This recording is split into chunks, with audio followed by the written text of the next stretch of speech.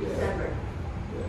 If that's the case, go back and... Shall we go back and do it again? Yeah, what I Okay. Let's go back to...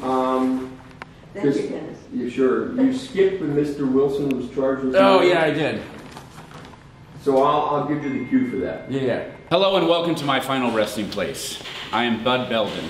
I'm Isabel Hamner. I'm Clarence Wheeler Kosovo. Oh, and this is my lovely wife, Liz. Elizabeth. And I'm here today with my mother, Rosie Moore. Moore is the last name she adopted when she married my father. We were California Native people, the Modoc. My people lived in the northeastern corner of what is now California. I came here in 1874 looking for opportunity. It was perfect timing, right between the gold rush and the land boom. The land I bought is very near to where we're standing today.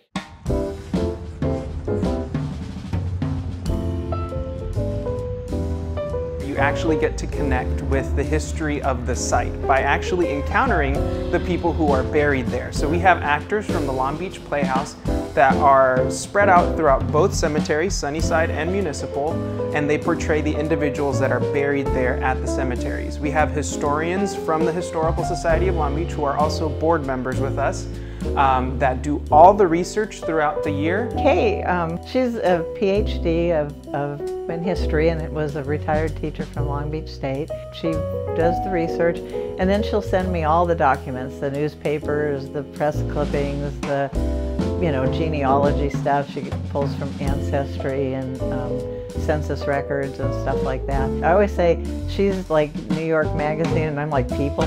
So she's the brains of the operation, but I'm the one who writes the silly jokes and stuff like that. So some pieces are very serious and important, and they have a very, weighty story to be told. The invaders saw us as less important than their cattle. They burned our villages and destroyed our food supply. Then they blamed the violence on the Modoc.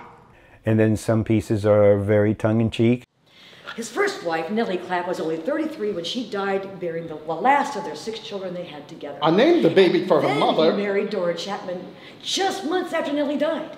She gave him his 7th child and died after 13 years of marriage to this man. All right, enough of this. And I try to make that more so. I try to kind of exaggerate the funny and the seriousness and stuff. And you zero in on that person and then you know what else happened.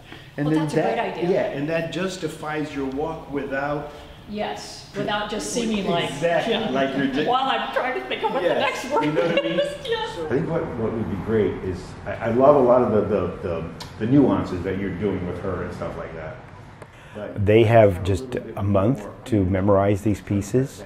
It's very heavy on the lines. A census taker listed my race as white and wrote Indian in the place meant for my last name. Line. And so I became Rosie Ross. And they're doing this with all their other stuff that they're doing in their lives. And then they're going to have to do this, 20 times or so during the day? It's really, really a lot of work. I really admire them for doing that. Not everybody's going to read a scholarly publication. Not everybody's going to end up with a bachelor's, let alone a PhD in history. But what I feel like we do is we give them 10 minutes of enough history to keep them interested, and maybe they walk out with knowing something, like knowing what 1908 Long Beach was like, or knowing what it was like to live on Signal Hill when the oil wells came in, or just, that they walk out with just a tidbit maybe more than they knew when they walked in. Thank you for spending some time with us today. And thank you for supporting the Historical Society of Long Beach.